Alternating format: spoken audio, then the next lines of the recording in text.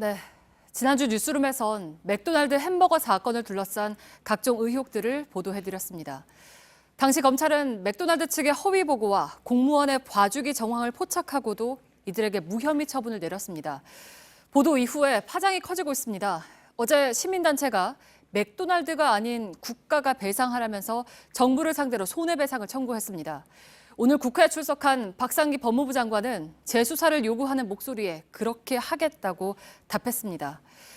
그리고 지금부턴 부실 수사 의혹과 관련해서 저희 취재진이 새롭게 확인한 내용을 전해드리겠습니다. 다름 아닌 2017년에 검찰 수사를 받았던 한 맥도날드 점장의 고백입니다. 그는 당시 검찰 조사에서 덜 익은 패티는 있을 수 없다고 말했는데 그 진술 자체가 허위였다고 밝혔습니다. 먼저 김도훈 기자입니다. 서울의 한 맥도날드 매장입니다. 지난 2016년 이 매장에서 햄버거를 먹은 2살 배기 아이가 혈변 증상을 보였습니다. 점장 김모 씨는 2017년 12월 검찰로부터 소환 통보를 받았습니다. 그런데 검찰 조사 하루 전날 맥도날드 본사 법무팀과 대응 방법을 논의했다고 주장했습니다. 그 검찰 조사를 받기 전날 그 본사에 가서 법무팀 변호사님이랑 리허설을 같이 진행을 했었어요. 질문에만 대답하면 된다라고 말을 했고, 다음 날 검찰 조사에선 패티가 덜 익는 이른바 언더쿡 현상에 대한 질문을 받았습니다. 언더쿡에 대해서 알고 있죠. 패티가 덜 익을 수 있는 일이 있을 수 있지 않느냐라고 저한테 추궁을 했는데, 정확한 온도와 정확한 시간으로만 조리돼서 절대 그런 패티가 나올 수 없다라고 얘기를 한 거죠. 김 씨는 당시 자신의 진술은 사실이 아니었다고 밝혔습니다. 옆에 회사 법무팀 변호사가 내 말 하나하나 다 적고 있었고, 없다라고 말을 해야 되는 거죠. 저는 계속 회사를 다닌 사람이었기 때문에.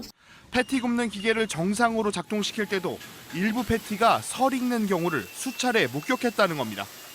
좀 흐물흐물한데 그거를 이렇게 걷는 걸로 이렇게 눌러서 더 익히려고 하더라고요. 그중에 이 앞에 하나만 덜 익었던 거예요. 그래서 정말 쪼개봤더니 덜 익혀졌고. 기계를 점검하고 가열 온도를 다시 재봐도 원인을 찾지 못했다고 주장했습니다. 네, 그러니까 결국에 문제가 뭔지는 못 찾았어요. 그 당시에도. 왜냐하면 다시 구웠을 때는 이상이 또 없었거든요. 그러니까 잘못 조리될 수 있는 가능성이 어쨌든 있다라는 거잖아요. 김 씨는 재수사가 이뤄지면 자신의 진술을 바로잡고 싶다고 밝혔습니다. 네, 재조사가 진행된다면 제가 2년 전에 검찰에 나가서 했던 그 조사 내용이 사실이 아닌 부분에 대해서 다시 이야기할. 맥도날드 측은 매일 불판과 패티의 온도를 측정하고 있어 패티가 덜 익는 언더쿡 현상은 발생하지 않는다고 해명했습니다. JTBC 김도훈입니다. 네, 2017년 검찰 수사 당시 맥도날드 측은 기계로 일정 시간 패티를 굽는 만큼 덜 익을 수 없다고 주장했습니다. 그런데 당시 일부 가맹점주들도 관련 문제를 제기한 것으로 확인됐습니다. 저희에게 허위 진술 사실을 밝혔던 전 맥도날드 점장은 최근까지도 이런 현상이 발생했다고 했습니다. 서준석 기자입니다. 맥도날드에 대한 검찰 수사가 한참이던 2017년 9월 가맹점주들이 모인 소셜미디어에 올라온 사진입니다. 겉이 검게 그을렸지만 속은 빨간 햄버거 패티입니다. 당시 해당 사진을 올린 점주는 패티를 찢어보니 이 상태였다고 설명합니다. 다른 점주는 자동 모드가 안전하다는 보장이 없어 수동으로 한다고 말합니다. 하다 보니까 그 실수로 이제 모두 안 바꾸고 이제 그냥 조리해서 사가고 막 그렇게 했다. 그런 것들이 많이 나와가지고.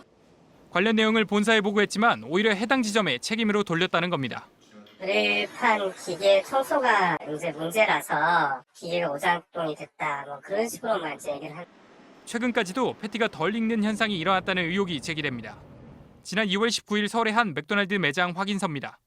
오전 10시 27분 세팅한 불고기 함박 패티의 조리 시간은 82초. 그런데 오후 6시 30분쯤 90초로 바뀝니다. 패티가 안 구워졌었어요. 약간 물컹거리는? 덜 익은 패티가 발견돼 조리 시간을 늘렸다는 겁니다. 면역력이 떨어지는 어린아이나 노인분들이 드셨을 때 문제가 발생하면 하루에 몇백 개 나가는데 이상이 없었다라고 말을 하겠죠. 그게 가이드니까. 맥도날드는 전 세계에서 공통적으로 사용하는 조리 매뉴얼과 장비를 채택하여 식품 안전을 철저하게 관리하고 있다고 했습니다. JTBC 서준석입니다. 이 사건을 취재한 서준석 기자가 나와 있습니다. 서준석 기자, 우리가 햄버거병이라고 흔히 부르잖아요. 그러니까 햄버거를 꼭 먹어야 걸리는 병입니까? 햄버거에 국한된 병입니까?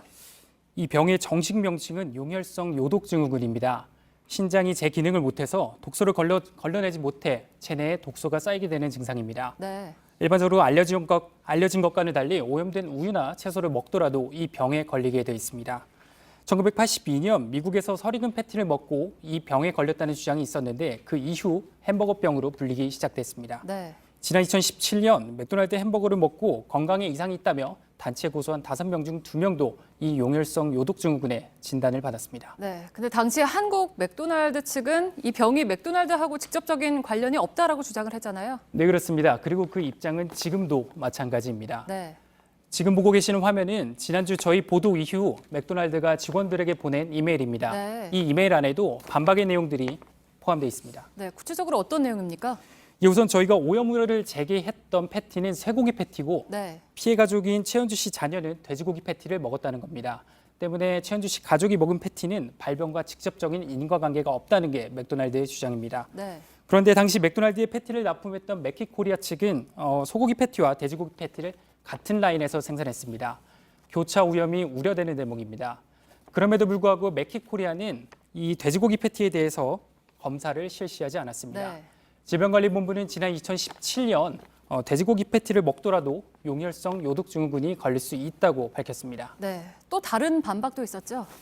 네, 그렇습니다. 최현주 씨 자녀의 경우 기존에 알려진 사례들보다 증상이 더 빨리 나타났다라는 네. 주장입니다.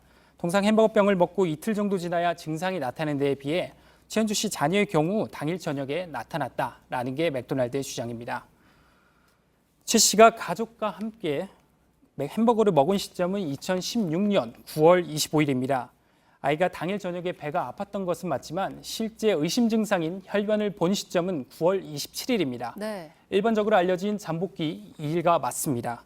또 전문가들은 연령이나 몸 상태 등에 따라서 증상이 조금 더 일찍 나타날 수 있다고 말했습니다. 네. 그리고 또 맥도날드 측은 이날 우리 햄버거를 먹은 사람 중에 최 씨 자녀만 관련 증상을 보였다라는 얘기를 계속해서 해왔잖아요. 네, 그렇습니다.